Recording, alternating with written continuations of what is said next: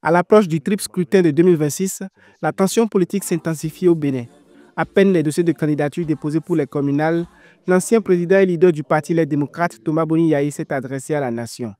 Il y dénonce ce qu'il appelle une politique d'exclusion menée depuis 2016, citant notamment l'invalidation du duo Renaud Agbojo-Jules Lodjou pour la présidentielle prévue le 12 avril 2026. Depuis 2016, le régime du parti au pouvoir a mis en œuvre une politique systématique d'exclusion, contraire aux lois de la République, qu'il a lui-même votées et promulguées.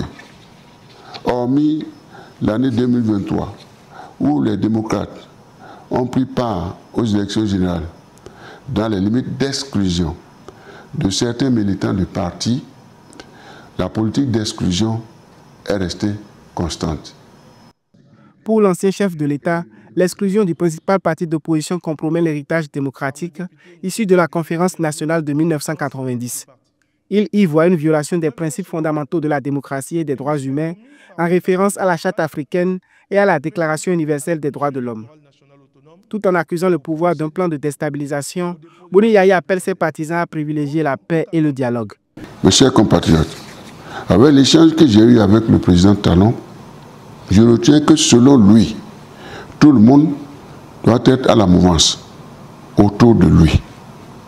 Selon lui, plus de démocratie, plus d'opposition au Bénin. Il se déroule en ce moment un vaste plan de déstabilisation, de débauchage d'un certain nombre de hauts responsables et de députés du parti Les Démocrates au profit de la mouvance sur une base d'intimidation, de promesses d'incitation financière et de menaces de tout genre. Le président du parti Les Démocrates plaide désormais pour la mise en place d'un cadre de concertation nationale, voire d'une nouvelle conférence politique ou d'un référendum afin de réajuster la trajectoire démocratique du pays.